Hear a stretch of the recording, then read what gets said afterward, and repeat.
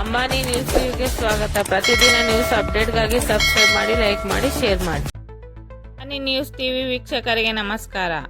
ಅಭಿವೃದ್ಧಿ ವಿಚಾರದಲ್ಲಿ ನನ್ನನ್ನು ಎದುರಿಸಲಾಗದ ವಿರೋಧಿಗಳು ಜಾತಿ ರಾಜಕಾರಣ ಮೂಲಕ ನನ್ನನ್ನು ಜನರಿಂದ ದೂರ ಮಾಡಲು ಸಂಚು ರೂಪಿಸುತ್ತಿದ್ದಾರೆ ಎಂದು ಉನ್ನತ ಶಿಕ್ಷಣ ಹಾಗೂ ಜಿಲ್ಲಾ ಉಸ್ತುವಾರಿ ಸಚಿವ ಡಾಕ್ಟರ್ MC ಸುಧಾಕರ್ ಅವರು ಕಿಡಿಕಾರಿದ್ದರು. ನಗರದ ಬಲಿಜ ಸಮುದಾಯದಲ್ಲಿ ಹಮ್ಮಿಕೊಂಡಿದ್ದ ಅಭಿನಂದನಾ ಸಭೆಯಲ್ಲಿ ಮಾತನಾಡಿದ ಅವರು, ವಿರೋಧಿಗಳ ವಿರುದ್ಧ ತೀವ್ರ ವಾಗ್ದಾಳಿ ನಡೆಸಿದರು. ಜಾತಿ ರಾಜಕಾರಣಕ್ಕೆ ತಿರುಗೇಟು. ಅಂಬೇಡ್ಕರ್ ಭವನ ನಿರ್ಮಾಣಕ್ಕೆ ಮುಂದಾದಾಗ ನನ್ನ ಮೇಲೆ ಒಕ್ಕಲಿಗರ ವಿರೋಧಿ ಎಂಬ ಹಣೆ ಪಟ್ಟಿ ಹಚ್ಚಲು ಪ್ರಯತ್ನಿಸಿದರು. 2013ರಿಂದಲೂ ಹಲವಾರು ಇಂತಹ ಕುತಂತ್ರಗಳು ಮಾಡುತ್ತಲೇ ಬಂದಿದ್ದಾರೆ. ಜಾತಿ ವಿಷ ಬೀಜ ಬಿತ್ತಿ ನನ್ನೊಂದಿಗೆ ಯಾವುದೇ ಸಮುದಾಯವಿಲ್ಲ ಎಂಬಂತೆ ಬಿಂಬಿಸುವುದರಿಂದ ಅಲ್ಪ ಮತಗಳಿಂದ ಸೋಲಾಗಬೇಕಾಯಿತು. ಆದರೆ 2023ರಲ್ಲಿ ಜನತೆ ನನಗೆ ಆಶೀರ್ವಾದಿಸಿ ಮಂತ್ರಿಯನ್ನಾಗಿ ಮಾಡಿದ್ದಾರೆ. ಭವನಗಳಿಂದ ಶೈಕ್ಷಣಿಕ ಕ್ಷೇತ್ರಕ್ಕೆ ಒಟ್ಟು ಬಲಿಜ ಸಮುದಾಯ ಶೈಕ್ಷಣಿಕ ಪ್ರಗತಿಗಾಗಿ ಸರ್ವೆ ನಂಬರ್ 42ರಲ್ಲಿ 30 ಕುಂಟೆ ಜಮೀನು ಮಂಜೂರು ಮಾಡಲಾಯಿತು. ಕೇವಲ ಸಮುದಾಯ ಭವನಗಳನ್ನು ಕಟ್ಟಿ ಅವು ಪಾಳು ಆಗುವ ಬದಲು ಅಲ್ಲಿ ಶೈಕ್ಷಣಿಕ ಮತ್ತು ಸಾಮಾಜಿಕ ಅಧ್ಯಯನ ಕೇಂದ್ರಗಳನ್ನು ಸ್ಥಾಪನೆಯಾಗಿ ಮಾಡುವುದು ನನ್ನ ಆಶಯ. ಅಭಿವೃದ್ಧಿ ಕಾರ್ಯಗಳ ಸ್ಮರಣೆ. ಝಾನ್ಸಿ ರಾಣಿ ಲಕ್ಷ್ಮೀಬಾಯಿ ಕ್ರೀಡಾಂಗಣದ ಸುತ್ತಮುತ್ತಲಿನ ಪೆಟ್ಟಿಗೆ ಅಂಗಡಿಗಳನ್ನು ತೆರವುಗೊಳಿಸಿ ಮಳಿಗೆಗಳನ್ನು ನಿರ್ಮಿಸುವ ಮೂಲಕ ಕ್ರೀಡಾಂಗಣಕ್ಕೆ ಆದಾಯ ಬರುವಂತೆ ಮಾಡಿದ್ದೇನೆ. ಸತ್ಯ ಹರಿಶ್ಚಂದ್ರನ ಮೊಮ್ಮಕ್ಕಳಂತೆ ಆಡುವವರು ಇಲ್ಲಿನ ಪಾಲಿಟೆಕ್ನಿಕ್ ಮತ್ತು ಪದವಿ ಕಾಲೇಜುಗಳು ನಿರ್ಮಿಸಿದವರು ಯಾರು ಎಂಬುದನ್ನು ನೆನಪಿಸಿಕೊಳ್ಳಿ ಎಂದು ಮಾಜಿ ಶಾಸಕ JK ಕೃಷ್ಣಾರೆಡ್ಡಿ ಅವರ ಹೆಸರು ಹೇಳದೆ ಟಾಂಗ್ ನೀಡಿದ್ದರು. ಈ ಸಂದರ್ಭದಲ್ಲಿ ಬಲಿಜ ಸಂಘದ ಅಧ್ಯಕ್ಷ ಲಕ್ಷ್ಮೀನಾರಾಯಣ ರೆಡ್ಡಿ, ಮುಖಂಡರಾದ ರಾಗುಟ್ಟಳ್ಳಿ ಶ್ರೀನಿವಾಸ್, ಕಾಗತಿ ಮಧು ಸೇರಿದಂತೆ ಹಲವಾರು ಗಣ್ಯರು ಉಪಸ್ಥಿತರಾಗಿದ್ದಾರೆ. ಒಂದು ಸಮುದಾಯವನ್ನು ನಾನು ವಿರುದ್ಧವಾಗಿ ಎತ್ತುಕಟ್ಟುವಂತ ಕೆಲಸ ಮಾಡಿದೆ.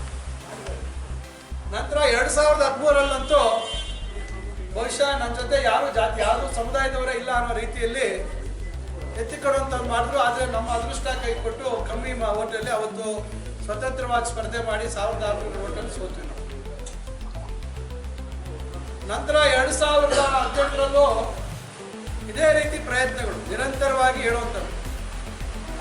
ಯಾವುದಾದ್ರೂ ಒಂದು ವಿಚಾರವಾಗಿ ನಮ್ಮ ಪಕ್ಷದ ಕಾರ್ಯಕರ್ತರಿಗೆ ನಾವು ಬೆಂಬಲ ಕೊಟ್ಟರೆ ಅಲ್ಲಿ ಇನ್ನೊಂದು ಸಮುದಾಯದವರಿದ್ರೆ ನೀವು ಜಾತಿ ಕಂಡ, ಇನ್ನೊಂದು ಕಡೆ ಅಲ್ಲಿ ಯಾರು ವಿರೋಧ ಅಂತ ಹೇಳ್ತಾರೆ ಅವರೇ ಸಮುದಾಯದವ್ರು ಸಪೋರ್ಟ್ ಮಾಡಿರ್ತೀವಿ, ಅದು ಯಾವುದು ಲೆಕ್ಕ ಬರೋದು.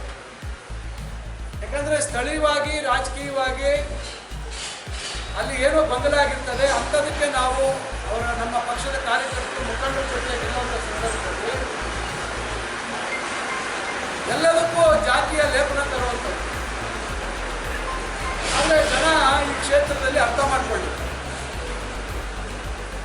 ಆದರೂ ಅದು ಯಾವುದಕ್ಕೂ ನಾವು ತಲೆ ಕೆಡಿಸ್ಕೊಳ್ಳಿಲ್ಲ. 2013ರಲ್ಲಿ ತಾವೆಲ್ಲರೂ ಸಹಕಾರ ಕೊಟ್ಟು ಅತಿ ಹೆಚ್ಚಿನ ಬಹುಮತದಿಂದ ಗೆಲ್ಲಿಸ್ಕೊಟ್ಟಿದ್ದ ಕಾರಣ ನನಗೆ ಸರ್ಕಾರದಲ್ಲಿ ಭಾಗವಾಗಿ ಮಂತ್ರಿ ಆಗುವಂಥ ಅವಕಾಶ ಲಭಿಸಿತು. ಜಿಲ್ಲೆಯ ಜವಾಬ್ದಾರಿ ಸಿಕ್ತು. 2000 ಅದಕ್ಕೆ ಉತ್ತರ ಕೊಡುವಂಥ ಮಟ್ಟದಲ್ಲಿ ನಾವು ಯಾರು ಉತ್ತರ ಕೊಡ್ತಾ ಇದ್ವಿ.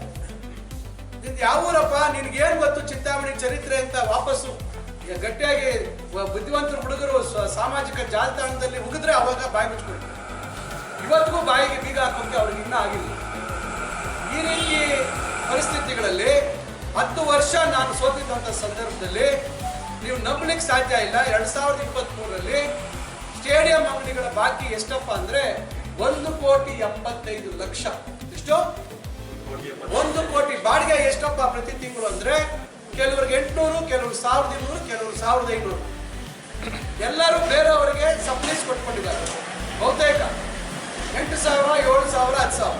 ಹಂಗಾರೆ ನಿಮ್ಗೆ ಯಾರಿಗೂ ಅಂಗಡಿಗಳು ತಗೊಳ್ಳೋ ಕೆಪಾಸಿಟಿ ಇರಲಿಲ್ವಾ? ಹಂಗಾರೆ ನೀವು ಸಬ್ಲೀಸ್ ಕೊಟ್ಕೊಂಡು ಆರಾಮಾಗಿ ಮನೆಯಲ್ಲಿ ಇರ್ಬೋದಲ್ಲ.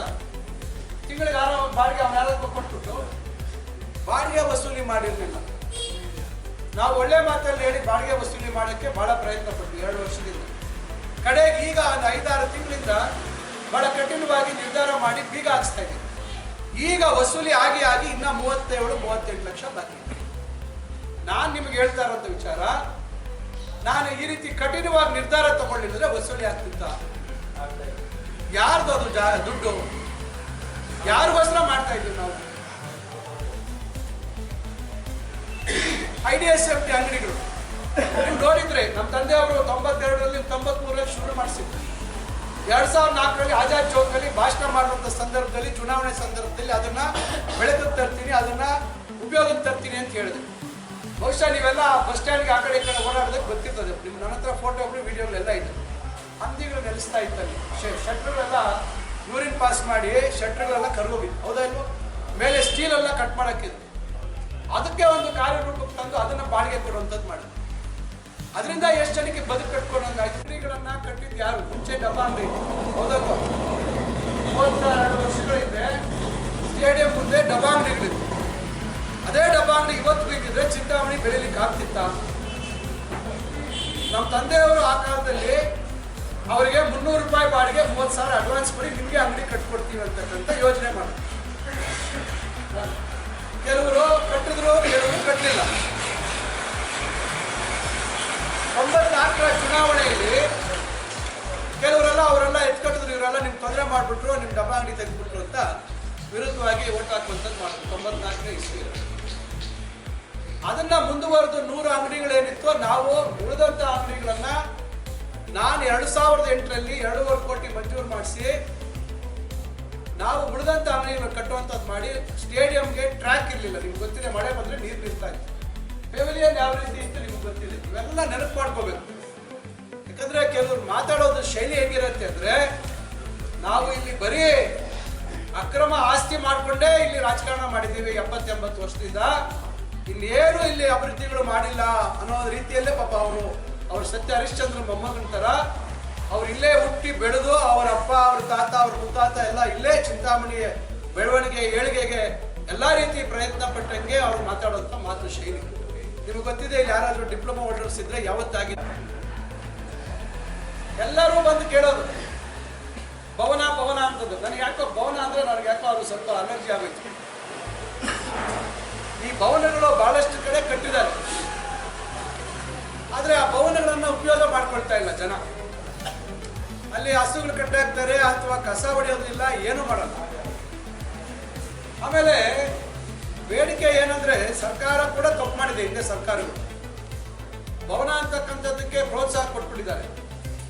ಎಷ್ಟೋ ಕಡೆ ಭವನ ಅಂತೇಳಿ ಅದು ದೇವಸ್ಥಾನವಾಗಿ ಕನ್ವರ್ಟ್ ಆಗ್ತಿದೆ. ಈ ಥರ ಬೇರೆ ಬೇರೆ ಆಗಿದ್ದಾರೆ. ಅದಕ್ಕೆ ನಾವು ಚಿಂತಾಮಣಿ ಹೃದಯ ಭಾಗದಲ್ಲಿ ಆ ಕಾಲದಲ್ಲಿ ಅಂಬೇಡ್ಕರ್ ಅವರ ಹೆಸರಲ್ಲಿ ಭವನ ಕಟ್ಟಬೇಕು ಅಂತ ತೀರ್ಮಾನ ಮಾಡಿ ನಾನೇ ಎಲ್ಲ ರೀತಿ ಅದಕ್ಕೆ ಜಾಗ ತುಳಿಸಿ ಎಲ್ಲ ಮಾಡಿದ್ದೆ. ಆದರೂ ನನ್ನ ಮೇಲೆ ಅಪಪ್ರಚಾರ ಮಾಡಿದೆ. ದೊಡ್ಡ ಮಟ್ಟದಲ್ಲಿ 1300 ಜನ ಕೂರುವಂಥದ್ದಕ್ಕೆ ಭವನಕ್ಕೆ ನಾನು ಅಂದಾಜು ಮಾಡಿಸಿದ್ದೆ, ವಿನ್ಯಾಸ ಮಾಡಿಸಿದ್ದೆ. ಸಮಾಜ ಕಲ್ಯಾಣ ಇಲಾಖೆಯಲ್ಲಿ ದುಡ್ಡು ಸಿಗಲ್ಲ ಅಂತೇಳಿ ನಾನು ನಗರಸಭೆಯಿಂದ ಮಾಡಿಸೋಣ, ಅಂಬೇಡ್ಕರ್ ಕಲಾಭವನ ಅಂತ ಅದಕ್ಕೆ ಹೆಸರಿಟ್ಟಿದ್ದಕ್ಕೆ ಅದೇ ನನ್ನ ಮೇಲೆ ತಪ್ಪು ಅಂತ ಹೇಳಿ ಈ ಥರ ಬಹಳಷ್ಟು ಆಪಾದನೆಗಳು. ವಾಲ್ಮೀಕಿ ಭವನಕ್ಕೆ ಜಾಗ ಅಂತೇಳಿ ಇಲ್ಲೇ ಬಿಟ್ರಬೇಟ್ ಪಕ್ಕದಲ್ಲೇ 30 ಗುಂಟೆ ಹುಡುಕಿದ್ದೆ. ಅಧಿಕಾರಿಗಳು ಅವತ್ತು ಸಹಕಾರ ಕೊಡಲಿಲ್ಲ. ಕಡೆಗೆ ಅದೊಂದು ನನ್ನ ಮೇಲೆ ಅಪಪ್ರಚಾರ. ಆದರೆ ಎಲ್ಲರೂ ಕೇಳಿದ್ರು ಅಂತ ಹೇಳೋದು, ಎಲ್ಲರೂ ಅವರ ಅಪಪ್ರಚಾರಗಳು ಮಾಡಿದ ರೀತಿಯಲ್ಲಿ ಜಾತಿ ಧರ್ಮದವರು ಎಲ್ಲರೂ ಆ ರೀತಿ ಅದನ್ನು ನಿಜ ಅಂತ ಮಾಡಿಕೊಂಡು ನನ್ನ ವಿರುದ್ಧವಾಗಿ ಹೋಗಿದ್ದಿದ್ರೆ ಬಹುಶಃ ನನ್ನ ಟಿವಿನಲ್ಲಿ ಬರ್ತಾರೆ. ಯಾಕಂದ್ರೆ ಒಕ್ಕಲಿಗರ ಸಮಾಜವನ್ನು ಸೇರಿಕೊಂಡು ನಾನು ವಿರುದ್ಧ ಅಂತ ಎತ್ಕೊಂಡು, ನಾನು ಒಕ್ಕಲಿಗರ ಜಾತಿಗೂ ವಿರುದ್ಧ ಅನ್ನೋ ಲೆಕ್ಕದಲ್ಲಿ ಕೂಡ ಹೇಳ್ತೀನಿ. ಅದರಿಂದ ಏನೇನೋ ಅವರ ರಾಜಕೀಯ ಲಾಭಗಳಾಗತ್ತೆ ಮಾಡಿದ್ರು, ಅವೆಲ್ಲ ಮಾಡಿದ್ರು ಸಹ ಅವರೆಲ್ಲ ಹಿಂದೆ ಬಿಟ್ಟು ನಾವು ಯಾವುದು ಅದನ್ನು ತಲೆ ಕೆಡಿಸ್ಕೊಳ್ತೀರ. ನನ್ನ ಕರ್ತವ್ಯ ಇದೆ ಇವತ್ತು ಎಲ್ಲ ಜಾತಿ ಧರ್ಮದ ಅವರಿಗೆ ನಾವು ಗೌರವ ಕೊಡಬೇಕು ಮತ್ತು ನನ್ನ ಕೈಲಾದಷ್ಟು ಅವರಿಗೆ ಒಳ್ಳೇದು ಮಾಡಬೇಕು.